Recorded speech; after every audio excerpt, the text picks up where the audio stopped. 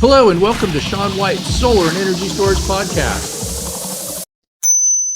Today, our special guest is Grant Gunnison, and Grant is the founder and CEO of Zero Homes. Welcome to the show, Grant. Do you have zero homes? I'm not a homeowner, See, he's got zero homes. Yeah. So if you're not a homeowner and you have zero homes, so you probably rent, I guess? I do. Yep. And then the way to get solar for renters, we've talked about that on other podcasts, is you need to have community solar. I wonder if they have community solar where you live, and it looks like you're in Massachusetts. So I don't have community solar in the place that I'm in, but I'm currently renting at Airbnbs and kind of bopping around a little bit. Oh, you're nomadic. You're a nomad. I'm doing a little bit of a city nomad lifestyle at the moment. Do you consider yourself homeless? For a few days I did recently, actually, because I had to crash on a friend's couch for a few days. So yeah, and then when you're between Airbnbs, you're I guess you're homeless that way too, yeah? Yeah, I mean, the goal now is to have them overlap, so I don't get into that situation and burden friends with taking me in for a few days. But yeah, it's a little fun to bop around and check out some new neighborhoods. So I like that too. I consider myself pretty nomadic. So I travel a lot for work, about a third of the time. Then I have my daughter who's in elementary school about a third of the time. And we stay at grandma's house. And then I also have home base with my girlfriend. So sweet. All over the place. Next week, my home is going to be in China. Wow. Okay. Yeah. What are you doing in China? It's the world's largest solar conference, 500,000 visits, and I'm going to be at least one of those visits. Awesome. Anything in particular you're hoping to see while you're there? Well, I am going to be presenting, and I have a stage for a couple of days. Cool. And there's 100 seats, and it's going to be solar classes. We'll be teaching people how to do it. Amazing. Solar's been crushing it in China. So, that's awesome. That's really cool. Mm-hmm. What's the name of the conference? It's called SNEC. Everybody just calls it SNEC. As far as what it stands for, I think it's called Shanghai New Energy Corporation or something like that. I'm not even sure. But the person that owns it is a good friend of mine. And she just started off with this small conference and just kept getting bigger. And now it's the biggest in the world. Yeah. Is it in China every year or does it move? Yeah, it's in China every year. It's at one of the biggest exhibition centers in the world. And there's also other conferences that they do too, because it's so big. It's bigger than any place can hold. So they've also split it off to SNEC energy storage being a separate event. But there'll be energy storage at the solar conference too. And it's where they make everything. So there's a whole lot of manufacturers and stuff. So it's a bit different than a solar show in the United States, because it's you can go buy silver paste and, all these different booths about selling the fabs, and not the Beatles, not that fab, not the Fab Four, but the fabrication lines and things like that. So people that are making solar factories in the United States will be there because they need to buy the machines that make the solar cells. And it used to be a lot of that stuff was happening in Germany, but now it's mostly happening in China. Yeah, so.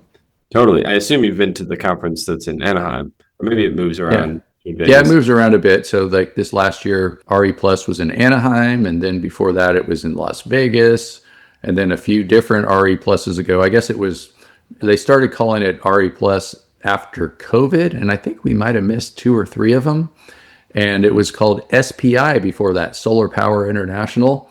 But how the industry is, and we want to incorporate other things besides just solar, because once you have so much solar, you need some storage, and we need to incorporate that. And then you have electric vehicles and stuff like that. So they changed it to RE Plus for, I think RE must stand for renewable energy, or make something up, Yeah, that seems like a fair assumption.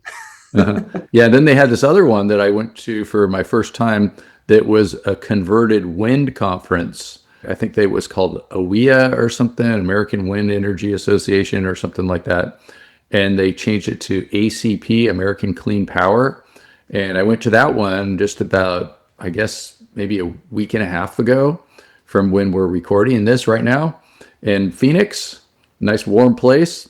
And that was a conference that now includes solar and storage, and they focus on utility scale, which is 2/3 of the solar in the United States is utility scale. So about 1/3 of the solar in Germany, or no, Europe, I think, as I was just at the conference in Europe that was called Intersolar or the Smarter E, and they said that 2/3 of their solar was rooftop. Wow. And just 1/3 in the United States. So that was kind of interesting. Yeah, well, we make it hard to install resi solar here in America. So, I know, especially they're making it harder for both ends of it's like, I don't want to pick on, take sides on political parties because, I know there's people on both sides that are good, right? But there's also people on both sides that are bad. So it's like they're taking away our, rooftop solar. It's like coming right out of California is like leading the charge of getting rid of rooftop solar, which, you can't really blame that on the Republicans. No, I mean, look, the people, these utilities have monopoly rights to sell power in the territories that they have, and I think they are exercising those rights to the best of their ability. So, in a lot of ways, I don't blame them. Of course, it makes sense that they, want to maintain the business model that they've been running for the last 100+ years. Innovation's catching up to that, though. I mean, it'd be really tough for them to regulate folks that have solar and storage behind the meter. And so maybe over time, they'll be able to, but for the time being, it's not the most attractive thing to be putting solar on your home, especially in California. So yeah, you can't really blame the utilities because they're, they got their monopoly. And if I had a monopoly, I'd probably be like, this is cool. That's a good thing for the person that has it.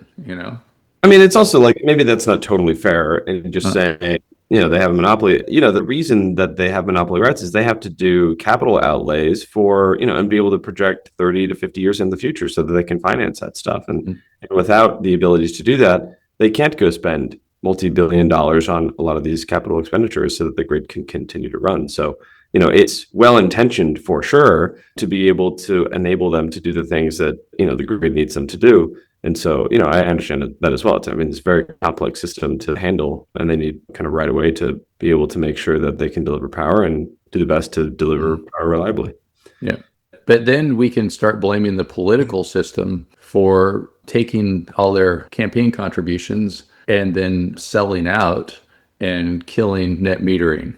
Well, that's a whole separate, yeah. I mean, of course, is everyone a good actor? I'm not sure that that's necessarily true, but they're certainly fighting for their own interests. That is definitely true. So, maybe a little give and take here. I guess I'm trying to give them the gracious interpretation of, the rights that they have. But yes, there's some things going on that, I wish weren't the case for sure. Yeah. And it's just like, what do they say? Something about democracy. It's like, it's not great, but it's the best thing that we ever had.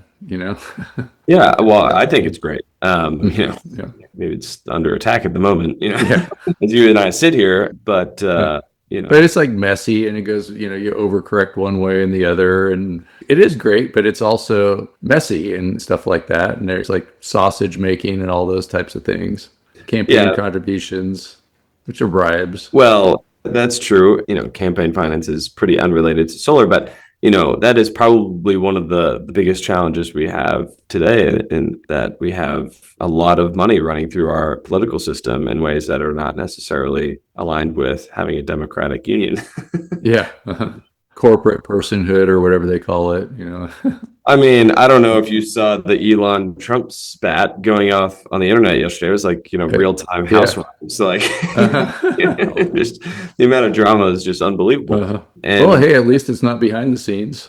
Well, sure, totally. But the point here is simply that, you have one man who has been elected and is, quote unquote, the most powerful person in the world. And you have another person who is not elected and is another most powerful person in the world. And they're just slugging each other in a way that is, not productive, I don't think, for, the other 350 million people in this country. I know. We'll see which wins, politics or money. Yeah, well, we'll see. It's going to be interesting. It's going to be, to some degree, I hope politics, so we can maintain the structures that we have in place, but we'll see. Yeah. It's all interesting. So yeah, we just dated ourselves because, when we release this podcast, but yeah, Grant Gunnison, Tell us about Zero Homes. And so, of course, we were kind of joking about that you have zero homes, which actually was the truth. But tell us about your company that you're founder and CEO of. Yeah, so Zero is really built to create a world-class purchasing experience for homeowners and to enable contractors to be able to deliver services faster and at lower cost for homeowners. And maybe to take that down a level, today it's quite challenging for folks to host a bunch of contractors in their house to get quotes on all sorts of different upgrades. And in the solar industry, that's not necessarily the case today. Folks have leveraged a bunch of digital tooling to enable folks to get quotes, through marketplaces like Energy Sage, or, just over the internet on a Zoom call, you can design systems together and the like. But that doesn't exist for maybe solar and battery, you can do that today, but all of the other appliances, heat pumps, water heaters, ranges, windows, et cetera, it's not possible to purchase solutions that way. And that, the solar industry is, in a lot of ways, like kind of grown up with a lot of these amazing tools, but the other trades are very stuck in that. So we've built a platform to enable that for all the solutions inside of a home to help people get to a zero emission home. And so we're very focused on helping the homeowner through that journey, and built a pretty cool platform to enable that. Very similar type of innovation, built in a way that rides on top of smartphones as opposed to satellite data. But ultimately, we're really trying to make it simple for homeowners to be able to purchase upgrades and do that faster and at lower cost than exists elsewhere. Wow. So are you in a startup phase, I guess, or are you guys up and running? No, we're up and running. We're almost Mhm. 20 people today, and we're operating in 4 states. Our Which states? Colorado, Illinois, Minnesota, and California. Cool. Our app is public. Mhm. Anyone in the country can get access to that. We'll help folks understand. Can people use the app without paying and stuff like that? Yeah, it's free. The workflows in the app really are helping them digitize their homes. So with photos, effectively, we are in a video walkthrough, we're building a 3D model of their home. And then with all the photos, we layer on all of the sort of semantic data about what the materials are in your walls and all the electrical systems and appliances, et cetera. And that then powers our design platform to enable us to Wow. quote all those solutions without having to go to the house. So somebody takes their phone and they just like take a movie of their house inside of like just all the walls and everything? Basically, they do a 10-minute walk through the inside of the Uh-huh. house. We ask them to take Wow. photos of the outside of the house and then the appliances and the like. Yeah, and then we build a virtual digital twin of their home. Wow. Okay. That's interesting. And I guess like you can kind of see walkthroughs of people's houses just on Zillow or, like see what's there because I guess some people might worry about their privacy, things like that, but it's already Sure. out there. Yeah. Well, that's true. We do not share that information. you know. Uh-huh. Yeah, because me and my buddy Al Capone were like, we're big investors in your company.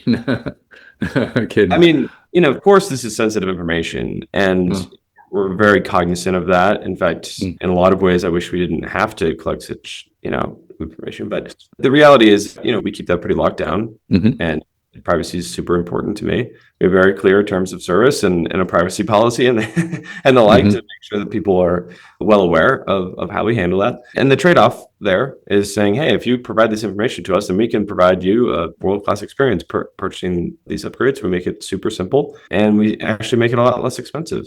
And the way that works ultimately is homeowners spend about 30 minutes on the app, and they spend about 30 minutes on a call like you and I are on now. We have our design dashboard up there, and we can do layouts and spec different equipment and whatnot.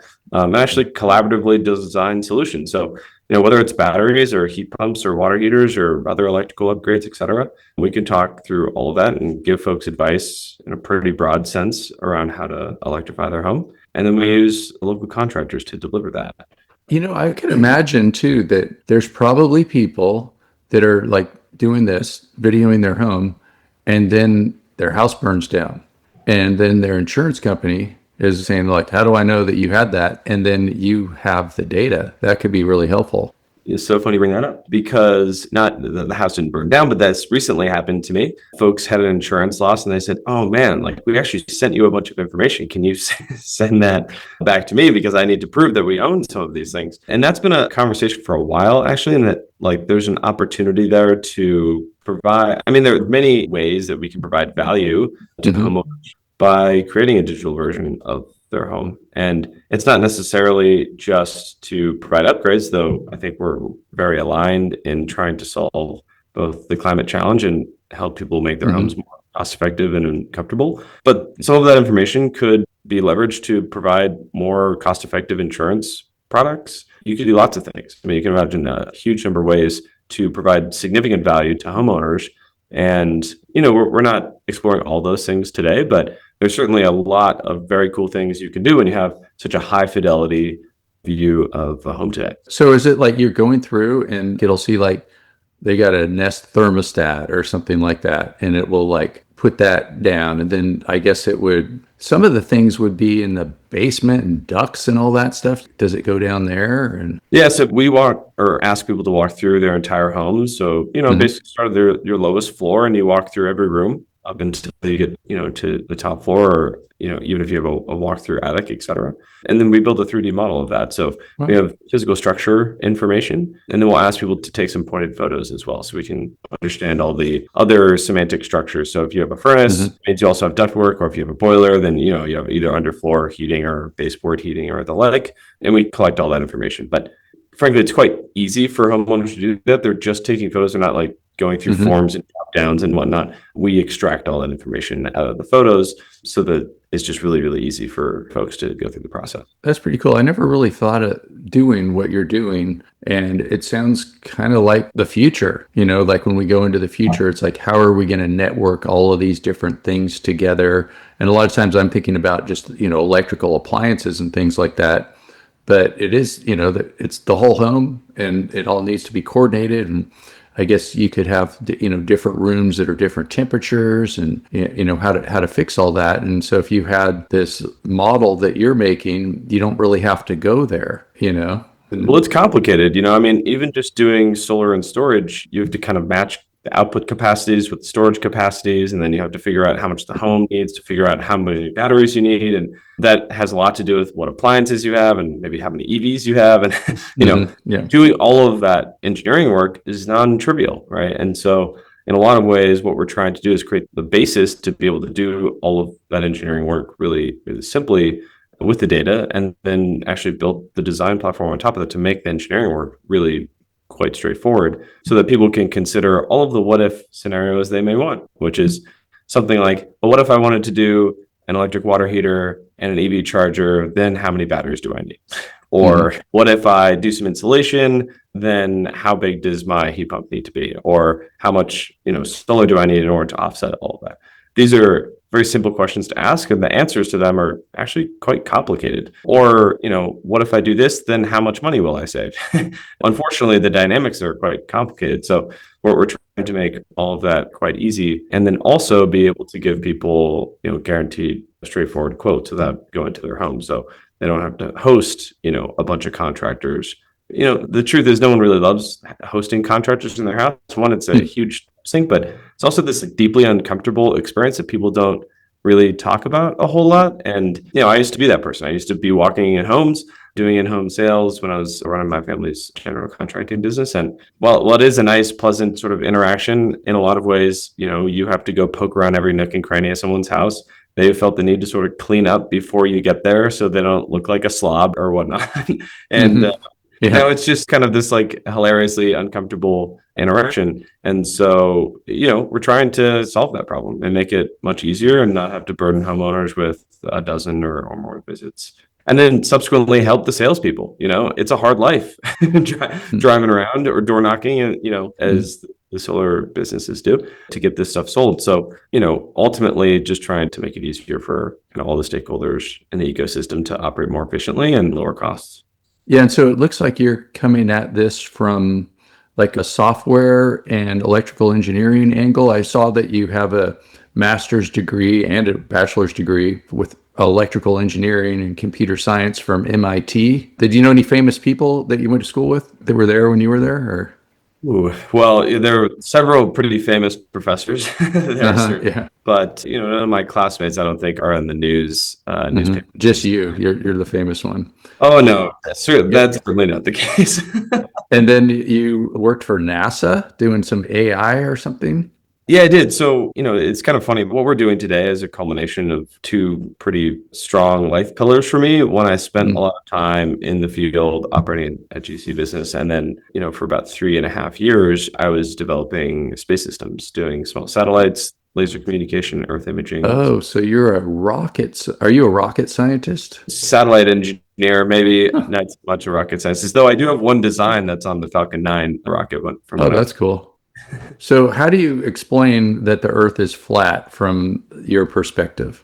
Oh man, that is outside I'm not a. In fact, like, right now, I'm wearing my Flat Mars Society t-shirt. I love trolling people. And yesterday, I was wearing a shirt that shows how the sun shines over the flat Earth, or it's like, and it's kind of funny that when I wear these trolling shirts, well, nobody really takes me seriously for flat Mars, but for flat Earth, there's like people that really think I'm crazy. Sure. Yeah. And I'm Sure. just like, hey, I'm just trolling them because I kind of think too that most of these people that say they think the earth is flat are just trying to get a rise out of people. Like, they don't really think it's flat. I mean, that's like, you know, Yeah. mm, Well, that's probably the case. Totally. yeah, And sometimes it is fun to just troll people a little bit. yeah, yeah. And I figured that that's my job. In fact, I have a new thing that I'm doing is instead of getting all upset when people waste my time with their like sales calls and trying to sell me something that I definitely don't want to get, I troll them and I like make up all, funny stuff. And it's sort of like a hobby now. In fact, I need to start recording some of this stuff. Every once in a while, I get a kick out of doing the same thing. Uh-huh. It's tough. I get a ton of spam calls these days. I mean, it's Yeah. just insane, really. Yeah, I turned like a bad thing into a good thing. So it's like it's a break, I get a little bit of a break. I get like some fun and maybe it's also a good thing too because these people are going to like understand how stupid they are and then that I'm just making fun of them and then they'll just give up and go get a real job. Yeah. Well, some of those people think they have real jobs. They're cold calling people trying to make a living. It's Uh-huh. hard to be a outbound salesperson. You only get to eat what you kill. So Yeah. it's a tough lifestyle. Wow. Yeah. Yeah, roadkill. Huh. Yeah. What did you have for breakfast? Just kidding. We interrupt you for a very important announcement. Sean White's Solar and Energy Storage Podcast has been brought to you by Sean White's Solar and Energy Storage Podcast. That's right, Sean White is sponsoring his own podcast, and he wants to remind you to go check out some of his classes. You can go to SolarSEAN, that's Solar, SEAN.com, and then click on the links to check out his classes. You can check out his heat spring classes, and you can also hire him to teach classes for you, like at your company, something like that. Now back to the show. So maybe we could talk more about I guess, did you call it an app, Zero Homes? Yeah, well, maybe I'll take one more second to explain how my engineering background's related to what we're doing today. So when I was building space systems, we were doing a laser comm terminal, which maybe one way to just point that is it's a very fancy laser pointer to be able to communicate from low Earth orbit, much like what the folks that are doing at Starlink today are building, down to the ground, and then also like from satellite to satellite. So Starlink's not working with lasers, is it? Well, they're trying. Mm-hmm. It's a very, very challenging engineering problem. Of course, you can think about how wide a laser beam is. You're trying to hit a target moving 20,000 miles an hour that's 500 kilometers away from you. And your laser pointer is also moving at 20,000 miles an hour in a different direction. So trying to hit a target that's 4 inches wide, moving that fast is quite challenging. But you have it figured out? We did build a system to do that, and it was successful. So it was pretty Wow. cool. We were Mm-hmm. one of the first teams to get that done. And Does it help if you have like archery experience to do something like that? not so much. I was shooting a bow the other day. It was kind of fun. So it's it's pretty interesting, engineering problem. I had a lot of fun working on that. And maybe the non sequitur here a little bit is that some of the other folks in the lab I was in were working on Earth imaging work, and they were stripping out a lot of interesting features of these photos, and I realized that the camera sensors were quite similar to what were in smartphones at that time. Mhm. So this was in 2018, 19. I think we were in like iPhone 10, something like that. And anyways, I thought, well, heck, if we can do that on these cameras, could we do a similar thing on smartphones? And if we could get homeowners to collect some photos and we could build a system to extract the information out of them, then maybe I could solve this old problem I had running my dad's GC business. And that's really painful to drive around, and give folks quotes. But if they could just send me the information, then maybe I could just send them back quotes. And that was kind of the sort of light bulb that went off for me. And that Just for people that don't know, GC, general contractor. that's right. Yeah.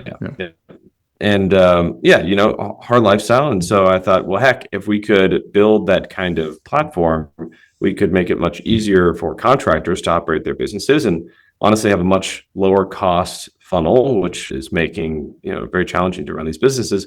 And in fact, then deliver a world-class experience for homeowners. And so anyways, that was really the opportunity, and spent much of the last several years really building that system. So of course more to say there, but that's really kind of how the things came together to start working on this. That sounds pretty cool, how you've taken all this imaging and space stuff and then just gone from like the way outer space to the way inner space into like all the way into somebody's den, I guess, man cave, whatever. Totally. Well, I mean, there's a lot of funny stories about being an outside salesperson. Walking around people's homes, you see some things that maybe you wish you didn't see sometimes. maybe we'll leave it at that for today. But okay. Oh, we got to have a list. It's like fun. Sure. I should write out some of these stories at some point. I mean, there's some characters, Yeah, I was just reading an article this morning, and it was about, I think it was Sonoma County was using drones to catch people for like the building department. And they were getting naked shots of people in their hot tub, going in and out of their hot tubs. And so now it's all going to court. So yeah, it's tough. Hey, privacy is it's a real thing. Mm-hmm. Yeah. But yeah, it's been a good bit of fun, and I think a really cool thing for us is that we're sort of innovating in an industry it's been really tough to innovate in, and customers love this experience. Our Net Promoter Score, or NPS, is over 80 today. What does that mean? Net Promoter Score? Yeah. It's a customer satisfaction metric of sorts. Where does it come from? It's a sort of, I guess, standard industry evaluation metric of products, and a way to communicate how many people are willing to recommend your product or want to recommend your product versus folks that just don't like your product at all. So it's something like somebody interviews your customers, or? Yeah, I mean, it can be done with forms and such. So after we, work with someone, we'll ask them for feedback and the like. And I'll say that that's a pretty outstanding score as it goes. And so it's just very cool to be able to build something and work on a product that is delivering real value to folks and helping them individually, like, have more cost-effective, comfortable homes, and making that process a lot easier. And then also building the through line to say, hey, well, this is a really scalable platform to enable folks all over the country to, actually go through this process and then help the contractors, ultimately deliver that. So really, maybe another way to just say that is it's something we're doing to help lift all boats across the ecosystem, whether you're interested in batteries or any of the other, products in the home, it can really help everyone move a lot faster and reduce costs. So how does this work more specifically with solar and storage? Like, are you taking images of the solar and the batteries and then like figuring out how they work together electrically, and then maybe integrate with the measuring of currents and power and voltage and how everything is connected? So we don't spec solar today. There are a number of products out there like Aurora Solar, EagleView, Open Solar, et cetera, that help people design solar systems. And some of them are also attaching battery design components to that today. Our system is very focused on everything inside of the home. And we do ask folks to upload their utility bill so we can do a lot of that analysis that you just, mentioned. And then also look at their electrical panels to say, okay, great. Well, here are all the loads in your home, and here's how much capacity you have left. And if you want to make all these types of upgrades, well, here's sort of the optimal electrical design for the upgrades that you need to do to reduce costs and make it possible for you to do those upgrades. So a lot of engineering work behind the scenes to make that happen. Yeah, and I've always wondered too how the future is going to look for, like connecting all these things together, like your sources, your loads. And I think that there's some companies that are working on it, like Span, Lumen with their smart panels, and then even just the people that are making the electronics, like Enphase or SolarEdge or something like that. And there's going to be like EV chargers, bidirectional EV chargers. And I think it's real early for this kind of stuff compared to like when we're 10 or 20 years from now, we're going to look back and like, look at those guys that, they're just getting started.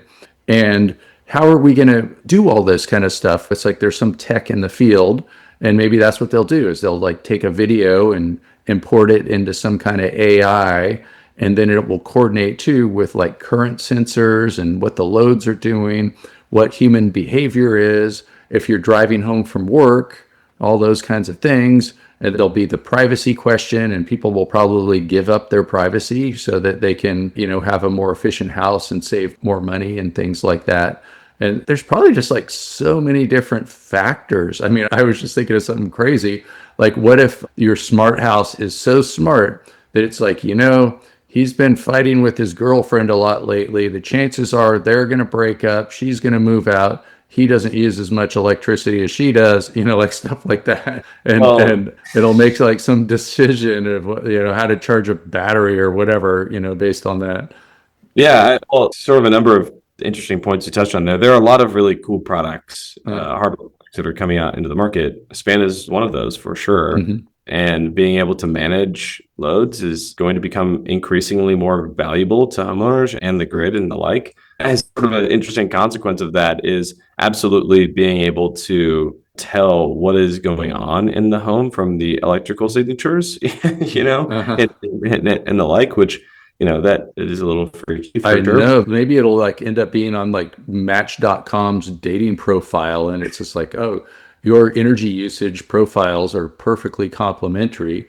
Like maybe what does complementary mean? Even like one person will be using energy in the daytime, the other person at night, or whatever. I mean, it's probably more scientific than a horoscope. Like,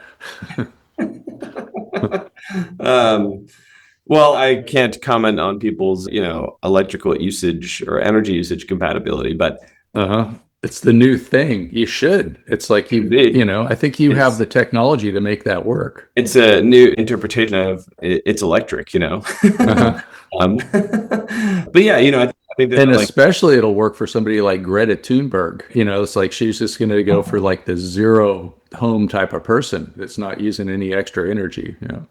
Well, I think one sort of interesting point in, there's a lot of electrification activity going on at the moment. I personally am like, use all the energy you want. Energy is great. Energy is, it creates abundance in your life. It's like, we do need to care about where that energy comes from and when you use that energy and some of the dynamics around that. But energy makes life amazing. So use a lot of it. And, we shouldn't necessarily be trying to, use like zero energy, I think, in homes at all. It's just around how we make that happen. Another thing about just like the name of your company, and I don't think this is what it's about, but some people might, it's, like zero homes disconnecting from the grid defection, like not having any connection to the grid. Do you see people doing that? Maybe using your software, maybe in the future? Yeah, it's really challenging to fully disconnect, right? In a lot of scenarios, you do want to be able to even just sip on that grid energy when you need to fill batteries back up or the like. Yeah, and then the grid also just a place to send your electricity when you're fully charged in the summer on vacation and you got all this solar. It's bad for the environment to not have somebody using that, even if you're not making money. Yeah, and the grid is a super complex, if not the most complex machine humans have ever built, and there's a lot of dynamics going on in there. So the reality is, homes by and large today like need to interact with the grid.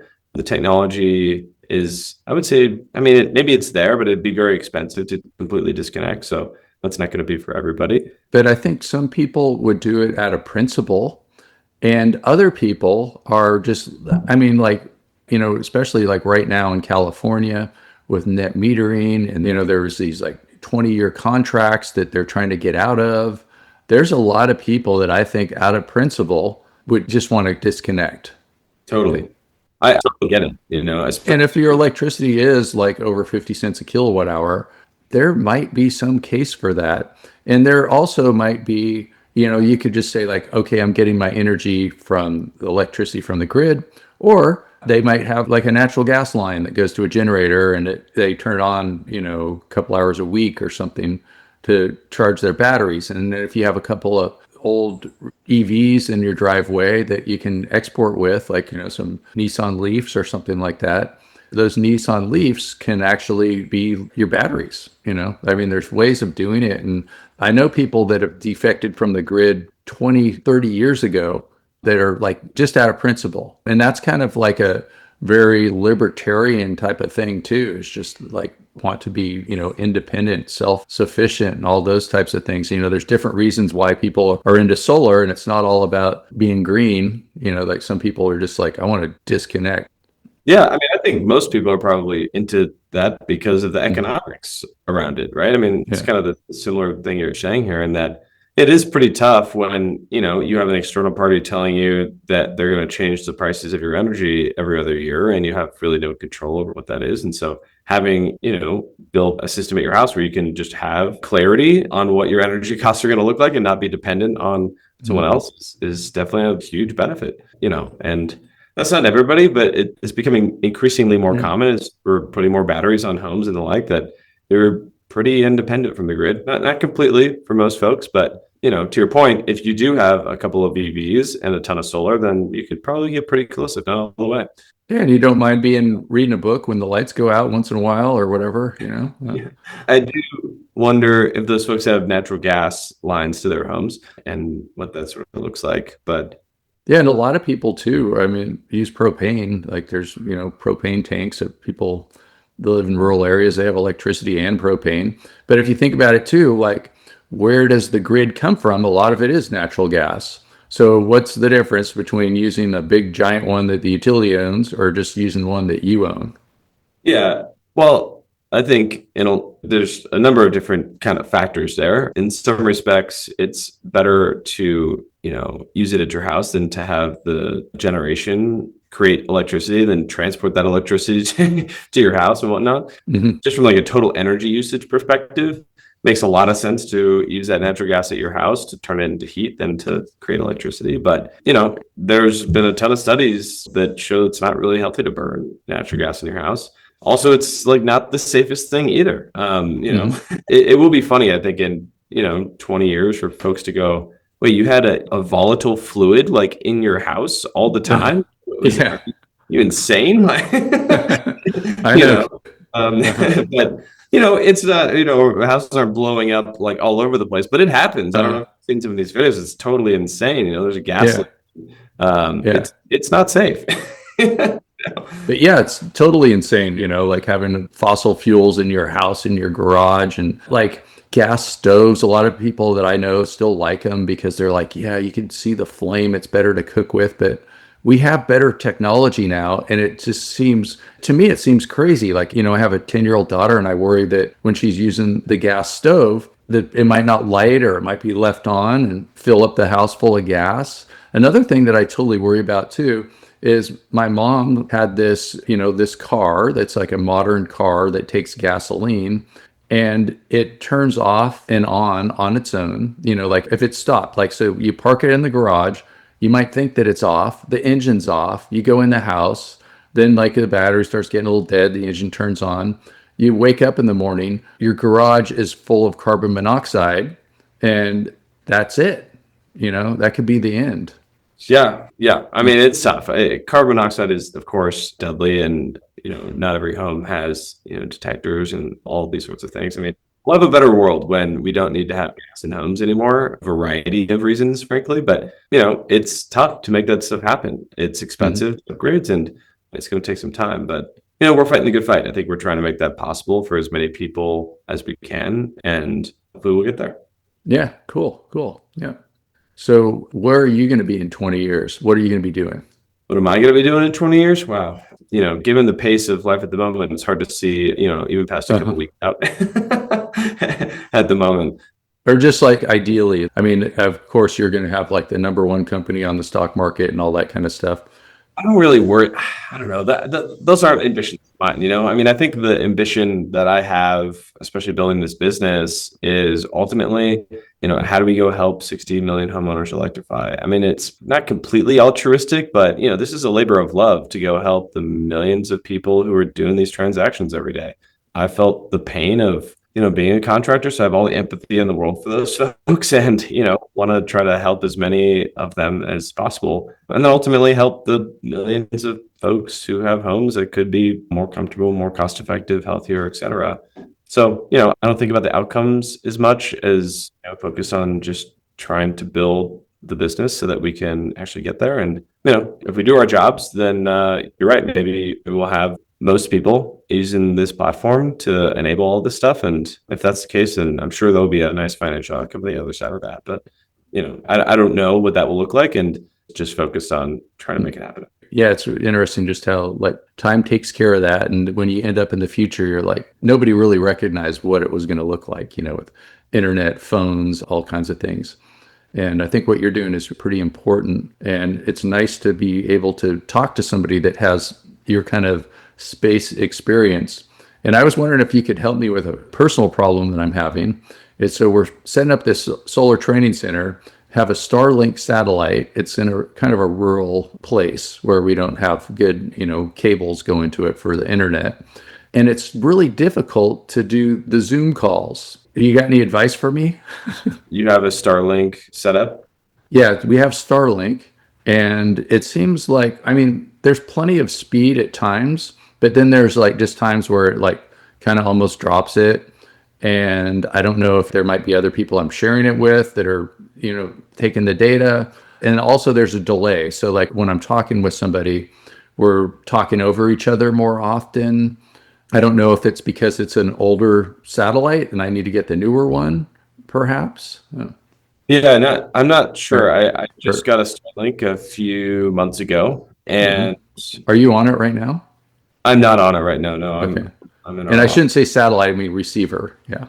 Right. Yeah. The antenna I think I got was Gen 3, something like that. So, you may need to upgrade the antenna, but I actually really want to go do like a work from the woods day. And I'm going to go grab the Starlink and run up into the mountains and see if I can't hang out around the campfire and do the work, do calls, everything else. So that might be a nice, interesting test to see if I also have a similar challenge. I'm really wondering if, that would consistency. And, of course, you can only get connection when there's a satellite like above you in the sky. And so, of course, like how many satellites they have up there and whatnot is critical to making sure that there's a connection at all times. So just depending on where you are too might impact that versus, the antenna and the like. I've thought of that too. It's like I'm very close to Oakland, even though it's a rural area. So there might be like a million people in the Bay Area that are trying to get on, a few of satellites that are overhead. And so I have to share that bandwidth. So maybe I just better make sure that I say only good things about Elon, and then it'll get better. I'll get a better signal, things like that. Yeah, definitely send Elon some praise, and hopefully he'll help. Yeah, I probably just like, if I was on the dish right now, I'd probably just say that, and his AI would be like, yeah, give this guy bandwidth, A lot of tit tat with that guy, that's for sure. Yeah, I know. Yeah, I just, definitely don't want to say anything bad about him on Starlink, It's an amazing technology for sure. And I've had a pretty good experience with it thus far, but it is challenging. I think like Zoom does require a really high quality connection to make that work on a consistent basis. So I'll be curious to see if it works well for me in the Rocky Mountains, but yeah, well, let me know. And if you want to test it out with me too, we could go Starlink to Starlink and we could record another podcast. And then if it's really bad, we blame it on Elon. And if it's really good, I'll be hanging out by the fire with a cup of coffee and we can have a nice chat. That'd be good. Yeah. I'll make sure to be doing the same thing. So sounds good. Well, great. Let's see. Anything else you want to cover? Not today. Thanks for having me on, Sean. It's great to get some time to chat. All right, cool. So we'll put all your information in the show notes. And if people want to go on to an app store, I guess they would just look for Zero Homes. That's right. Yep. It's available on Android and iOS. Thanks, Holmes.